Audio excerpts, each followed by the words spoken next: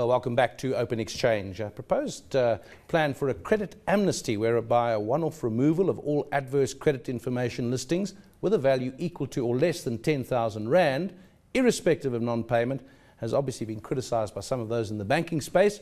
They believe it sends the wrong message to consumers who've dug themselves into a hole which they can't get out of. So what should the message be to consumers concerning the dangers of buying on credit? And what are the basics that they need to know? Joining us now, Rihanna Steyn, Deputy Ombudsman at the Credit Ombudsman, and Mpho Ramapala, who is Acting Manager of Education and Communication at the National Credit Regulator. Good morning. Between you, I think we can deal with this issue and at least throw a bit of light on it. Rihanna, if I could start with you, this amnesty idea. You've got to be very careful with amnesties because if people think they're going to get an amnesty down the line, boy, they'll get into trouble. Yes, I think the most we're going to have to give it over and over again, is that this is not a debt forgiveness. So the debt is not going to go away. They will still have to pay their debt. What they're talking about in Parliament is removing the information that's reflecting on the credit bureau.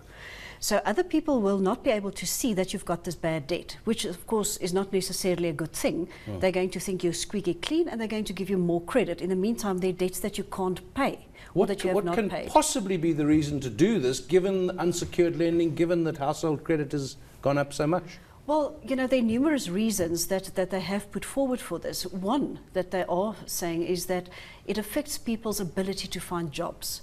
Because as you know, people, when they apply for a new position, they check their credit records.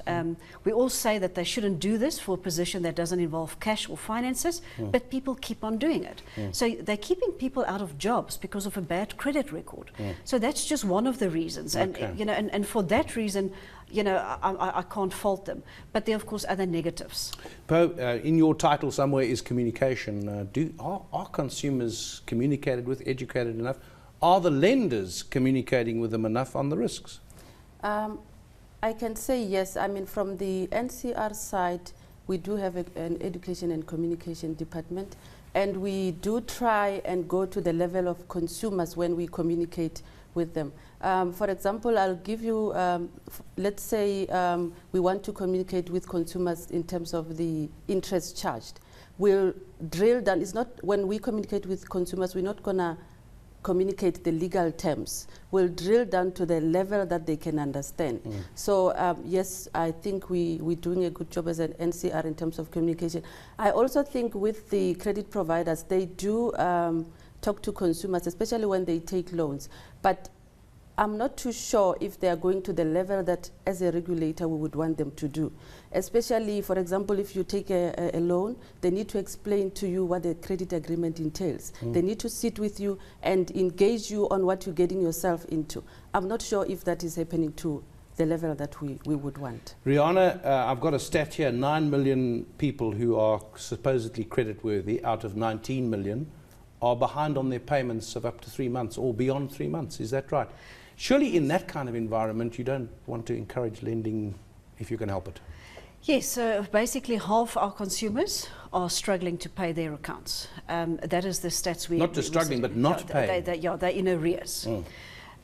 So that is what we're looking at. Those same people are still applying for credit, and they sometimes get it. Because, of course, consumers, they became used to credit. They need it to survive. So this is not just for luxuries. You know, maybe there are one or two that need this for luxuries, but the others need this credit on a monthly basis to survive and to pay off the previous credit. So it's not generally, it's not a good, healthy situation. So maybe we have to look at the legislation, the National Credit Act that came in the mid-2000s. It was said that at the time it saved us from some worse credit excesses. Is it working? And I saw a report that the NCR, the credit regulator, is withdrawing support for some of those debt codes that were agreed on. So the codes of lending, you're now saying it's not working. On the codes, yes, but it's executive's decision. But in terms of the NC working, I can say yes, it is working. I mean, there are certain provisions that we'll have to revise. Remember, it's a new legislation. So for the NCR, we're still learning, and I think we've learned from a lot of our mistakes, and we're improving. There's the amendment of the Act have been sent out for comments, and we are in the process of amending the Act. So from my point of view and from the NCR's point of view, it is working. We just need to improve on the provisions, some of the provisions of the legislation. Rihanna, where are we going with this? Because people warn about unsecured lending. They warn, well, we've talked about half people can't pay their monthly installments. I mean, where does this end up? Well, you know, that it's a difficult question, because on the one end, the NCA was designed to encourage this lending. They wanted the banks to go to the lower markets. They wanted the bank to service the markets, and they wanted the competition to be fair amongst all the players, not just the micro lenders servicing the lower end with unsecured lending, and the banks just doing the mortgages and the car finance. So the NCA was designed to encourage this. So it did happen, and now we've got too much of it. But I also think that the economy and the downturn and the increase in everything, in food and petrol and loss of jobs, that together with this additional lending, that has sort of snowballed, because people took out credit, then they lost a job. They took out credit, they lost income.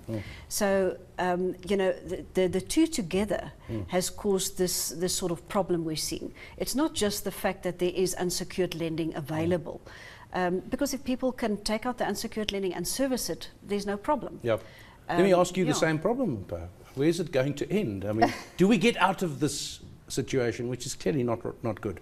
As Rihanna has said, I think in terms of our act, we sort of created the problem, because we wanted credit providers to go and service the lower end of the market. Yes, they are servicing the lower end of the market, and we've done a study last year on unsecured personal loans. And we've seen that it's not only the micro lenders that are servicing the lower end of the market, the banks are also in that market. In terms of, I think there's a market shift in the economy. I mean, if you want to buy a house these days, they can't give you a 100% loan. They might give you 80%, and you'll have to resort to unsecured personal loan. So I think even the economy is forcing people to go and lend personal loans. We just talked this morning, Rihanna, about the National Union of Mine Workers and their increases, and the point's been made that some of these very high increases that are being demanded, it's not just because they want more money, it's members are indebted. Correct. And they need to pay off debt. Now, they're not going to get that increase, so the problem remains for them. Yes, I mean, and that is where I think, you know, I think that started with Marikana. That's not where the problem started, but that's when it sort of became... It was highlighted. Yeah, it was highlighted, and everybody became aware that this is what's happening. These people are over-indebted, and because they can't service their debts, and because sometimes with garnish orders they get a nil pay slip, they're demanding higher pay. But, you know, I heard years ago they said we're going to do away with garnishee orders, but they're still there. They're still there. And they're a pernicious, have pernicious effect on the individuals. You have no control of your finances. Yes, but you know, you must just remember that it started with the debt that you asked for, that you took the money, and then you stopped paying. So, you know, if it's implemented in the right way and in the right circumstances, you can't fault all of it. I think what the problems were is that if they don't do an inquiry even with the consumer and say to him, you know, can you at least afford 500 rand that we'll deduct from your salary because you didn't pay us back? Perhaps that's the issue. And they didn't. You know, so then they just take 1,000. But he's already got 3 other garnishes, so now he gets a nil on his payslip. So I think there are problems, but they can be addressed to still make it work. Because on the other hand, there was a company who gave out money. You can't just say, well, write it all off. You know, that will also affect the economy negatively. Yep. We'll have to stop there. Thanks to Rihanna Steyn, who's Deputy Ombudsman at the Credit Ombudsman, and Mpho Ramapala, Acting Manager of Education and Communication at the NCR. After the